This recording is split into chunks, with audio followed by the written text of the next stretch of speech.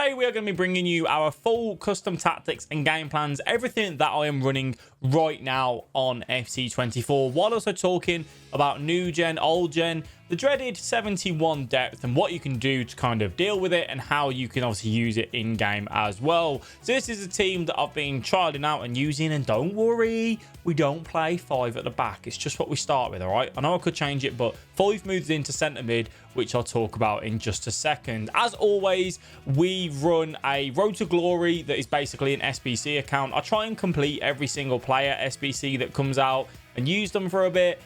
We obviously are going to struggle to do the player in month. Son, Liao, all that sort of stuff. But right now, we have managed to complete everything so far. So we've used a lot of these SBC cards. And how do I actually set these up in game? Well, I have a few formations that we're going to talk to you about today. Those are the 4-3-2-1, the 4-2-3-1, the 4-4-2, and the 4-2-4. Those are the formations that I've kind of been running and having a lot of success with. Now, first of all, the 4-3-2-1... I would argue is one of the best formations on the game this year. I think so many people find it very, very useful and super effective. Same for myself as well. That's how I have it set up in game right now. But I have made some changes since the last time we used the 4-3-2-1 as a separate video. Not so much in here. The defensive style, I've tried to go with pretty much neutral across the board. We run balanced defensive style. Now, this is where I'm going to talk to you about the current issue with basically automatic AI press on the game. If you're on next generation of the game, so if you're on PlayStation 5, Xbox Series X, S, and you're on PC, you're on the next generation of the game, all right? Next gen consoles. If you're on Xbox One and PS4, they're old gen. Basically, with new gen gameplay, EA have hypermotion. That was their new thing that was introduced on FIFA 21 or 22 a few years ago now. And basically, they keep adding to it each year. And what they added in this year was that essentially, when you run a depth of 46 and above, you get this automatic AI press. When do you notice this press? Whenever you lose the ball, whenever the ball's in the middle of the park, whatever, you will notice your players going player for player. They get a lot tighter to their opposition. So it doesn't matter whether you run 55 depth, 100 depth, you just get the same automatic AI press, even when your defensive style is balanced. Then combine that with 71 depth and above, you then get an automatic AI offside trap, which is what was in the game last year. And that's what so many people ran last year because they really like that high line. And what it does is it reduces the gap between the midfield and the defense. It makes it difficult for the opponent to play in between. And obviously, because most people run direct passing, what does that do? It pushes the opponent's defense back, giving you more of a gap in between the midfield and the defense. It means you can look for travellas, for finesses, for skill moves to beat the defenders, all of those different options. So you can kind of see how this is like a snowball effect on how it's impacting gameplay.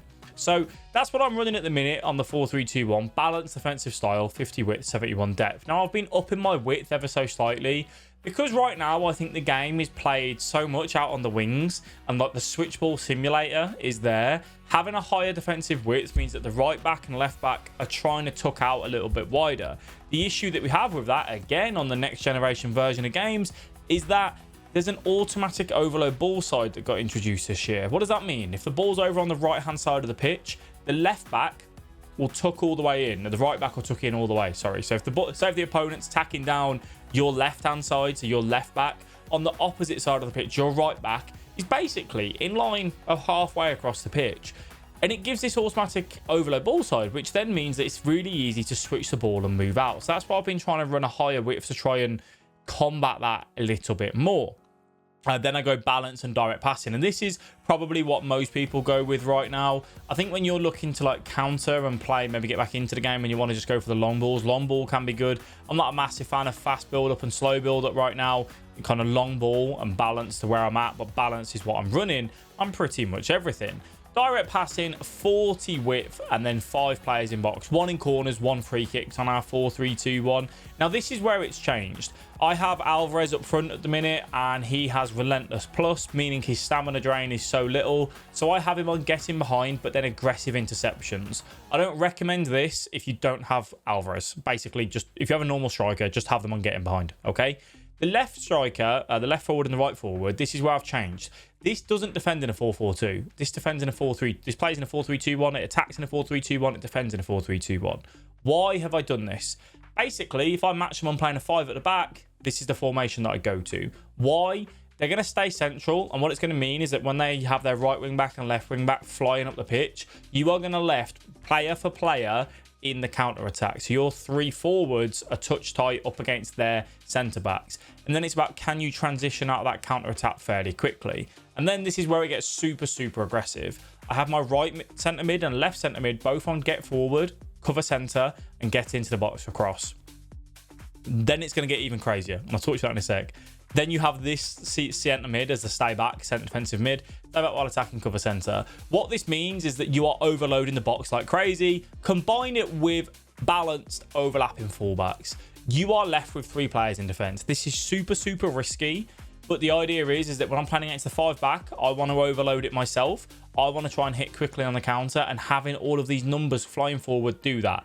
If you want to use this as a formation that you run from minute 1 in the game, just normally just put the fullbacks on stay back, and you'll have a lot of free flowing options going forward. But obviously defensively it does lack a little bit. Now this is the 4-2-3-1 that I spoke to you about 2 weeks ago that I still really like. The 4-2-3-1 is very different this year in the sense of that it attacks still great, but the right attacking mid and left attacking mid move in so much more narrow. It makes things a little bit different from what we're used to, but I still like it. Again, defensive style, we're going balanced, 45 width and 71 depth. When we're talking about 71 depth and when you're playing against it, how do you as a player need to deal with it? Basically, get the ball out to the fullbacks and to the wings as quick as you can. They're where your 3 players are. If you try and tinker this around in the middle with your centre defensive mids and your centre backs, you're going to get pressed, you're going to be in trouble. Get the ball out wide, move it out there, and then you'll find yourself getting out of the press. Now, the difference here is that I go balanced and possession. Why do I go this? Well, possession tells players to come to feet.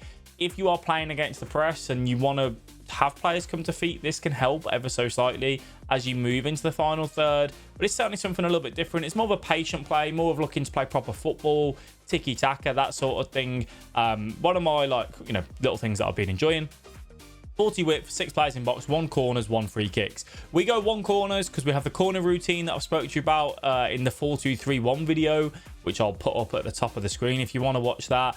It's super strong, super good, really good to use. Striker is on stay forward. The centre attacking mid is on get into the box across. The right attacking mid and left attacking mid are on stay on the edge of the box across, only because I'm looking for finesses and travellas with these. That's the only reason why they're on that. If you don't do that yourself, you could have them on balance, but I think you should learn how to do travellas and finesses, especially with someone like Salah. Now, you have cut passing lanes, stay back while attacking, cover centre, deep lying playmaker on your holding defensive mid. So here, I would rather Foyth on that, so I need to move them to around, which I'll do just now. Foyth, to be fair, by this point, if I was going to use the 4-2-3-1, I would sub off. And then your box-to-box midfielder, which will be Bruno in this role, cut passing lanes, cover centre. Just getting up and down the pitch. If you can have them with high work rates, that's great. High medium is also good. Left back and right back are on stay back while attacking. My big advice here, though, is get them involved yourself. Trigger runners on them. Look for the 1-2s. Look to use the triangles between the right attacking mid, the right DM, and the right back to get them involved. That's a very neutral setup that can be run from whenever you want. Now, this is probably my favourite tactic right now, the 4-4-2. Balanced 60 width, 72 depth, balanced direct passing, 60 width, 5 players in box, 1 corners, 1 free kicks. This spreads the play so wide, and what it basically does is it creates an isolated battle with every player. Every player has the opportunity to take on their opposition. And when you can do that and you can look for that, you give yourself such a great area. Again, if you have Alvarez, these two again would be swapped around, so I'll do that now. Foyth would be obviously not playing striker. I'd sub him off if I was going to move into this. You want Alvarez. If you have Alvarez on aggressive interceptions, you might as well, because the stamina drains nothing. But if you don't, take that off. Get him behind and stay forward, and then get him behind and stay forward on the other. We're looking for those through balls. We're looking for those quick 1-2s. We're looking for runners. We're looking to try and create opportunities. The right mid and left mid, I have right mid on cut inside because it's Salah. If you don't have Salah here and you don't want to look for the finesse, just have them on either stay wide or balance, but getting behind can be super good. One thing that I will talk about, which I spoke about this in my Twitch stream the other day, twitch.tv/alexbee official, live Monday, Tuesday, Thursday, Friday, and Sunday if you want to come and say hello. And we're also live on YouTube as well, actually, nowadays. But basically, because they're going to be looking to get in behind and turn their defender, if you don't want that in one particular scenario, if you tap R1, tap RB, say when you have the ball with your right back, you will then get Salah coming in short. So you can get the best of both worlds there, okay? That's what we run on that. On our left mid, though, Bamba, not really looking for the finesses yet. I'm doing the evolution, stay wide and get in behind. For your DMs, you're going to have one of them on stay back while attacking, which in this case will be Bruno, and cover centre and cut passing lanes as always. And then the other one just on balance, cut passing lanes, cover centre to get them forward. Your right back and left back are on stay back while attacking. This is a formation you can run from minute one. It's super, super good. If I was going to run this one particularly, if I knew I was going to use this weekend, obviously I'd change out Foyth and wouldn't have Foyth in the squad. Now, this is the tactic that I use when everything is going wrong. I'm losing 3-0. It's the 60th minute and I need goals. This is sending everything flying forward. It's not changed since the last time we did this because this is basically just our yeet ball. Constant pressure, 50 width, 71 depth, long ball, direct passing, 70 attacking width, 8 players in box, 1 corners, 1 free kicks. It just flies everything forward. Everyone goes forward. Everyone gets in the attack. Everyone puts pressure on. It's what you need if you are chasing a game. So for your strikers, you have them both on stay forward. By this point, I'd have them on aggressive interceptions to try and get the ball back. Once you get the comeback, so if you make it 3-3, turn that aggressive interceptions off. Go back into a normal tactic because obviously the stamina drain is crazy with that. Stay forward, getting behind, aggressive interceptions on our right winger and the same on our left winger. So the idea is that once we make that comeback, we go into a more neutral setup. Cover centre on both CMs, they will get up and down the pitch on their own accord, and then the left back and right back are on step up. Step up is basically getting touch tight to the opposition on the halfway line.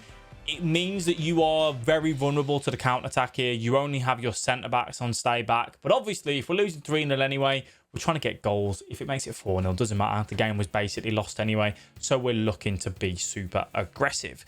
And that is what I'm running right now, kind of across the board. I tend to, the way I operate, just because I try different tactics, obviously, to put them out, I tend to like use a specific tactic for like one weekend in Foot Champions. So this weekend, I'll probably use the 4-3-2-1.